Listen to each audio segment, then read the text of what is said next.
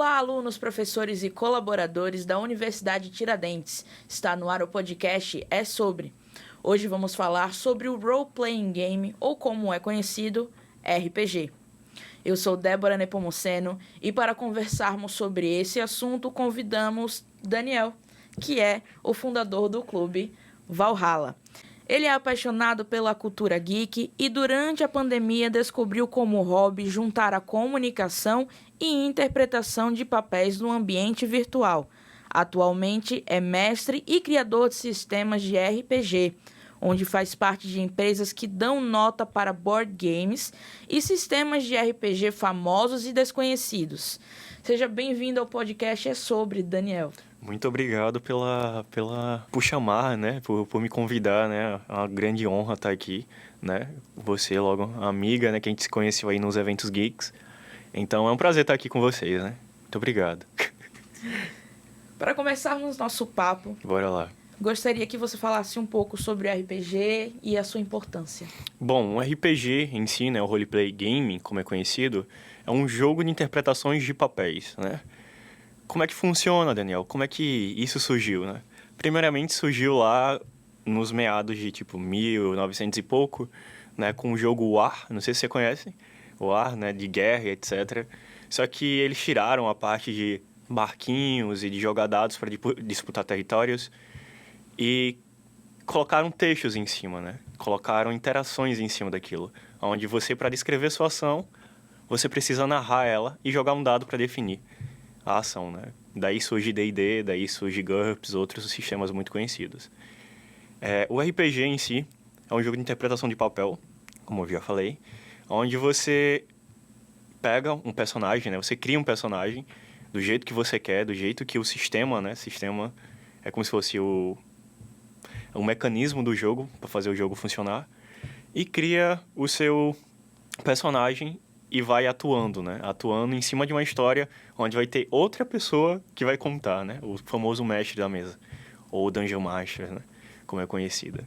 Então, o RPG é importante nesse quesito, porque ele junta a criatividade, junta a leitura, porque ele estimula não só a leitura no seu próprio idioma, mas em outros idiomas, né? Porque muitos materiais não é encontrado em PTBR, né? Traduzido em inglês, em espanhol, enfim, acho até em russo. Mas você ainda estimula a leitura, estimula a criatividade e estimula a interação social, né? Entre seus amigos ou outras pessoas do ramo. É isso. Muito bacana. Daniel, qual é a diferença entre RPG de mesa e o RPG online? Ambos são RPG, né? Digamos assim, em prática. Só que o contato, né, de RPG presencial é muito diferente do contato online, sabe? A parada de você olhar pra cara do seu amigo e ver a emoção dele quando ele acerta e gira um dado ali, tira um número legal, né? É surreal, sabe? Você consegue sentir a vibe, consegue ter aquela comunicação, sabe, pessoal, aquele calor, sabe mesmo? E online não. Online falta o tato, às vezes a gente tem que se desdobrar em 3 pontos, né? Que no caso é criar mapa, criar formas de colocar música, né? Aí já vai a parte da tecnologia, né? Usando aplicativos, usando sites próprios para esse tipo de coisa. Então, é melhor presencialmente, porém online dá para fazer mais coisa, certo? Porque presencialmente fica limitado em questão de dinheiro, né? Porque os livros, infelizmente, miniaturas e grids, né, que seriam os mapinhas, são muito caros mesmo, muito caros mesmo. Entendo. Então, online, digamos que é mais fácil de fazer, né? Mais fácil de fazer porque o custo-benefício é o quê? Ter um notebook ou ter um próprio celular e já dá para jogar. E presencial não. Presencial tem um problema de ter um material mesmo. É isso. É sobre isso. E quais são os elementos essenciais e os sistemas mais populares de jogo de RPG? E com certeza D&D, né? O famoso Dungeons and Dragons, que vem até do desenho lá, tem um desenho, né? Caverna do Dragão. Então é o mais famoso. Também temos um sistema muito famoso, que é o Call of Cthulhu, que vem do famosos livros Lovecraft, né? Quem gosta de Lovecraft se identifica muito com esse sistema, que é de terror, enfrentar criaturas cósmicas. A gente também tem um sistema brasileiro, inclusive, ganhou prêmios atualmente tudo, né? tá em top 2 de sistemas mais jogados no mundo, que é Tormenta 20, como é muito conhecido, e BR, né? Então, saiu de solo sagrado daqui, então totalmente merecido isso para eles. Temos um sistema também muito famoso agora, que é o Ordem Paranormal, né? Que é onde você mexe ali, você faz um detetive, né? Que investiga o mundo sobrenatural, entre outros sistemas, né? Muito conhecidos. Inclusive, pontuando bem, né? Para sistemas assim, para pessoas iniciais, acho que o 3DT, que é o sistema que usa só apenas o dado de 6 lados, que é muito fácil de achar por aí, em qualquer lugar, qualquer feira, você acha dado de 6 lados. Então, pontuando muito bem que esse é um dos melhores também, certo? Muito bacana. Eu sou suspeita para falar sobre isso, né? Sim. Mas, assim, às vezes a gente tem umas certas dúvidas e Sim. aquela questão mesmo que você falou sobre o mestre. Uhum.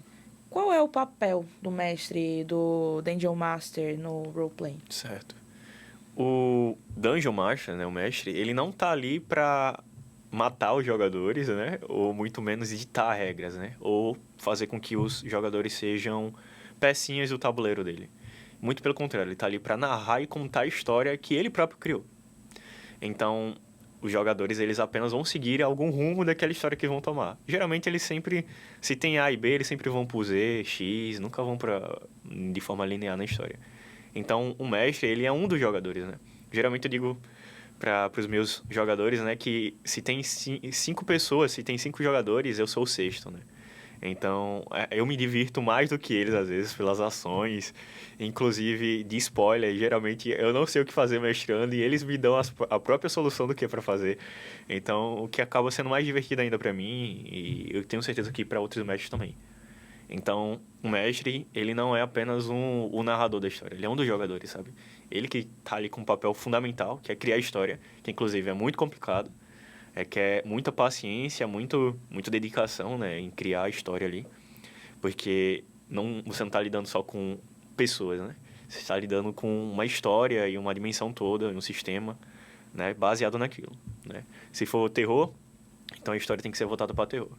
Se for sobre super-heróis, então a história tem que ser voltada para super-heróis que vencem, enfim, é isso.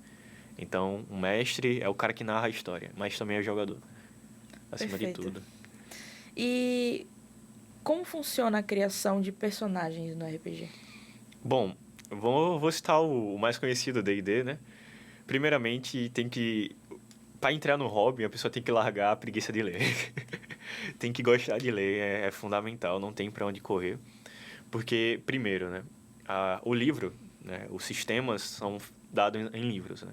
Vamos supor, o livro de D&D, como conhecido o livro do jogador, lá vai te dar todas as informações como criar seu personagem, certo?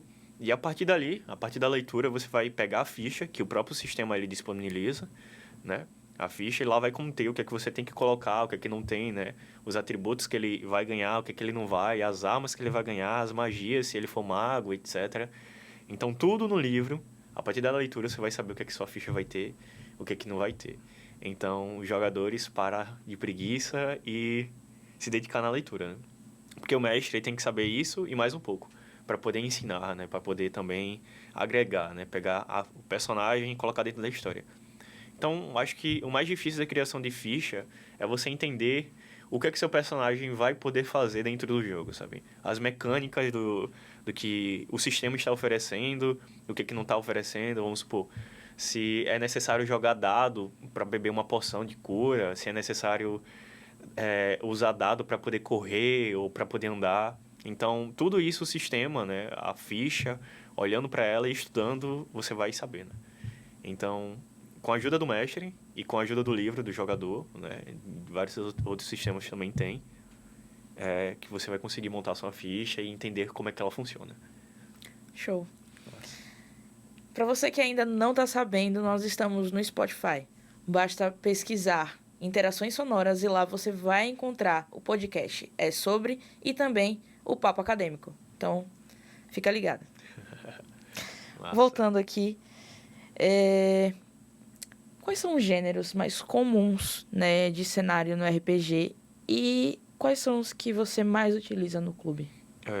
Bom, os mais comuns, né, conhecidos, são os medievais, Os medievais são os top 1 de linha que o pessoal sempre quer jogar, não tem pra onde correr medieval.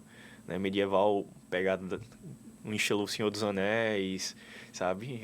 É muito comum o pessoal gostar bastante. Outro que comumente é pedido é de terror, né? Terror psicológico, que seria, como eu falei, o Cthulhu. Tem os GURPS, né?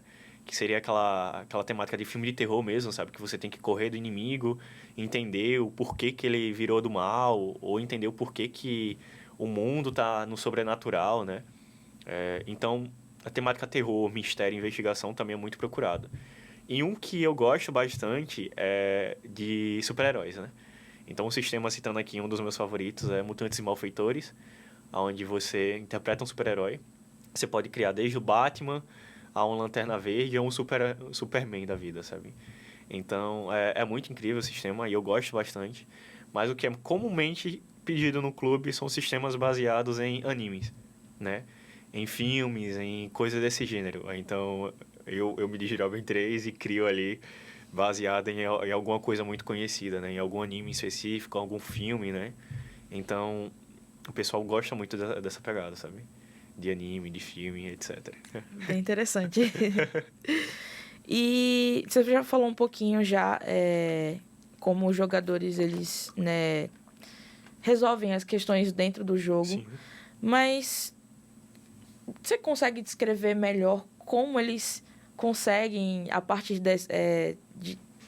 dos dados, né? Como Sim, eles sim. conseguem resolver melhor esses desafios, esses conflitos dentro do RPG. Massa. Para isso a gente tem os dados, né? Dados de 2 lados, que seria a moeda cara ou coroa, até o de 20 lados, que é um comumente usado, né? Que seria conhecido como D20. D20, dado de 20 lados. O mestre, ele designa, né? Como é que eu posso dizer? Porcentagens para você tirar, né? Tem que tirar maior do que 13, né? Para poder conseguir passar no teste. Então, narrando brevemente uma ação. Você quer subir uma árvore, e essa árvore está muito escorregadia, porque estava chovendo no seu território. Né? Naquele território ali, muito semiárido, etc. E o seu personagem, ele é um ladino. Ladino seria um ladrão, né? Conhecido como ladrão, e ele comumente faz isso. Né? Escalar, abrir portas, esse tipo de coisa. E eu falo, olha, pelo fato da árvore estar escorregadia, né? Tava chovendo, etc.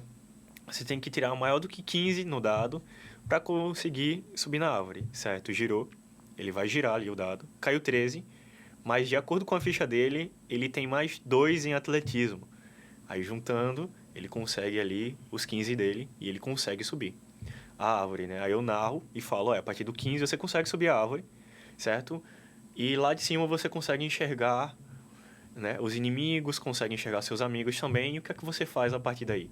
Então os dados, né, eles vão definir o que é que você pode ou não fazer dentro do jogo. Se ele tirasse menos do que isso, ele ia cair de bunda no chão, bater a cabeça e não ia conseguir fazer nada dentro daquele âmbito, né? A não ser cair, né, naquele exato momento.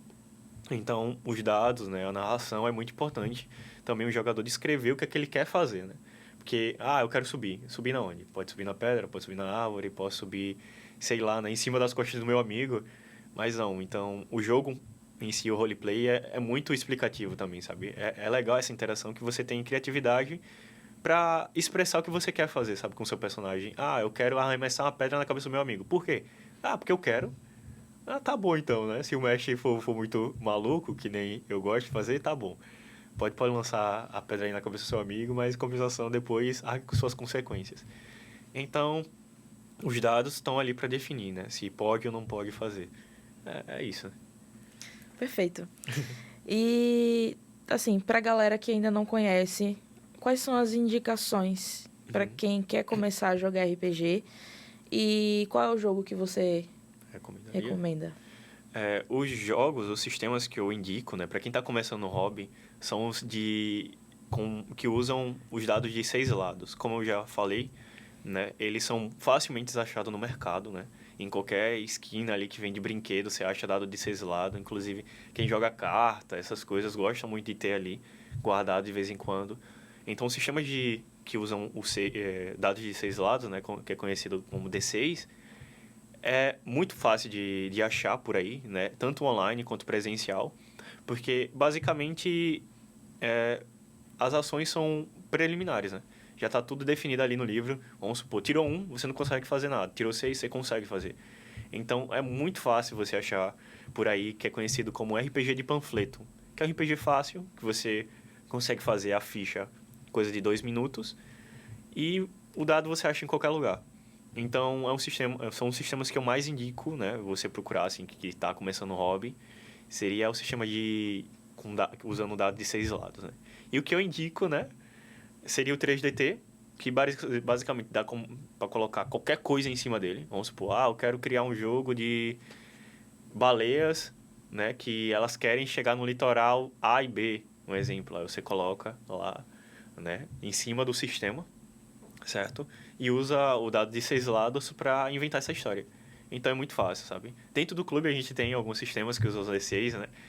Inclusive, alguns já famosos pelo âmbito aqui de Sergipe, que seria Olhos do Sete Além, que inclusive você já jogou, que é onde a gente mistura vários aspectos, né? Inclusive terror, que é muito fácil de fazer a ficha, né? Você mesmo já experimentou e sabe como é que é. E super indico, né? Inclusive, aqueles que forem nos eventos que o clube está, joguem, porque é muito fácil de jogar e é muito imersivo também a questão de sobreviver. Então, eu super indico, assim, sabe? O sistema de 6 lados, sabe? Inclusive, eles sofrem muito preconceito porque é muito simples. Justo. Pegando o gancho que você falou sobre a questão dos eventos, quais são, né, no caso, existem feiras e eventos específicos aqui em Aracaju destinadas para RPG? Sim, a gente tá colado, né, o clube com a Retro Games, certo? Que é uma feira, né, começou como uma feira que vendia videogames, né, jogos antigos, demonstrações, para um evento geek, né, onde a gente já tem atualmente RPG de mesa, tem K-pop, tem lojas geeks, né, tem karaokê até já, já teve camp, sabe, briga de camp, de você pegar uma espada de plástico e começar a duelar com outro. Além também culinária também já teve, sabe, hoje a gente tá todo mês nesses eventos, sabe. Também, não esquecendo de citar o NerdCE, também, sabe, que a gente já tá participando, tá colando junto também, que esse já é mais voltado para card game, board game, né, e é mais a nossa vibe também, não que o retrô não seja, porque o retrô é a nossa família, né, onde a gente iniciou tudo, mas é para uma galera mais voltada para a área de jogar mais, sabe? Videogame, card game, então nerds também. E futuramente a gente pensa em fazer também o nosso próprio evento só com RPG de mesa, né?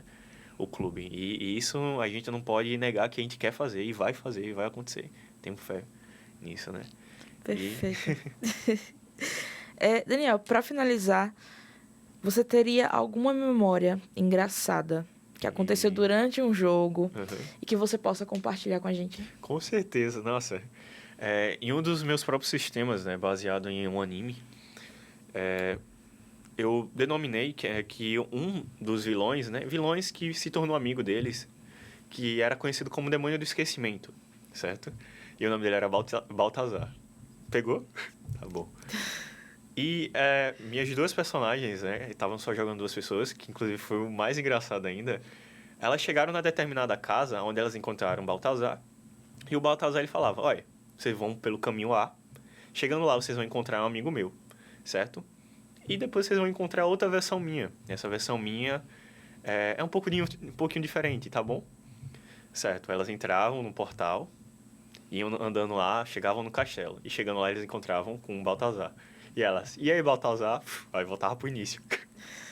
Voltava pro início de tudo, pra casa. Aí elas ficaram sem entender o porquê delas terem voltado pra casa. Aí, certo. Aí voltaram, o mesmo trajeto, e ele explicou as mesmas coisas pra ela, né? Pra elas, inclusive, chegando lá. Só que chegou um momento que elas não falavam mais com ele na hora da entrada. Aí o Roy, já devem ter entendido o que tá acontecendo. Falavam com o vilão, e o vilão chegou a fazer as seguintes perguntas pra elas. Quem foi que mandou vocês aqui? Ela, o Baltazar. Aí voltava pro início. E tudo. Nossa, elas repetiram isso mais 3, 5 vezes. Até entender que não dava pra falar o nome do Baltazar, porque o Baltazar era conhecido no lugar onde elas estavam, que era o inferno, consequentemente, que ele era um demônio, como o demônio do esquecimento. Então não dava pra falar o nome dele naquele local.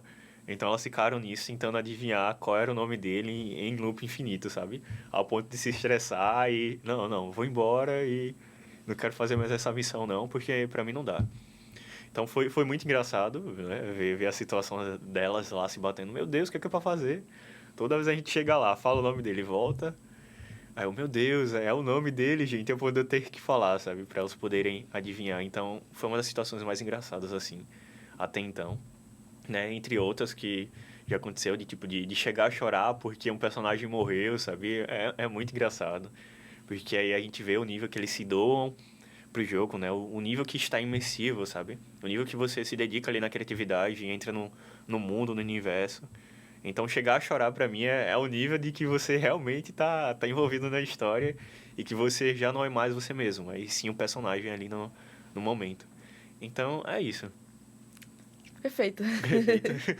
Daniel, muito obrigada Nada. por ter vindo. Foi realmente uma troca de conhecimentos, né? Sim. Porque você, como mestre, eu já tenho um certo entendimento, mas é sempre bom estar conversando com o mestre do jogo que entende ainda mais sobre RPG, pra gente poder estar sempre incluindo mais pessoas nesse meio. Então, muito obrigada. Eu que agradeço, olha. É uma grande honra real, porque aqui no nosso estado, né, como eu falei, é muito fraco ainda o RPG de mesa e, inclusive, é um hobby muito bonito de se começar, porque além de colecionar livros, você começa colecionando depois miniaturas, você quer colecionar mapas, você quer colecionar tokenzinhos, sabe, para colocar lá, dizer que tem uma árvore, etc. Então, é algo que tenho, sim, tendência a crescer aqui no estado, sabe? Como já foi dito para mim, sabe, principalmente por ser o chefe, o líder do clube, sabe? Nós somos os pioneiros aqui, sabe? No estado, sabe? Um dos pioneiros, sabe? E ainda por ser jovens é o que mais pega, porque a gente é jovem, né? E o RPG tá aí há muitos anos, né? Tá há muito tempo, então isso meio que causa uma intriga. Então a gente tá aí como os pioneiros, né? Um dos pioneiros, inclusive, para fazer isso chegar junto aqui e fazer crescer no nosso estado. E quem sabe fazer um evento só disso, sabe? E é isso aí. Perfeito. Perfeito. Termina aqui o podcast, é sobre uma produção da agência Unite de Comunicação no Complexo de Comunicação Social, CCS. Apresentação, Débora Nepomuceno. Produção, Débora Nepomuceno, Josiane Teixeira, Luiz Gustavo. Coordenação, Thalita Deda. Edição de áudio, Eduardo Menezes. Edição de vídeo e videografismo, Márcio Pimentel e Gilmar Silva. Diretor de cena e imagem, Edson Júnior. Cinegrafistas, Josevaldo Vieira, Kesley Fonseca e Luiz Andrade. Assistente, Ricardo Lima. Conselho editorial podcast é sobre professores Caio Alcântara, Tadeu Aciari, Thalita Deda e Valéria Bonini. Até o próximo episódio.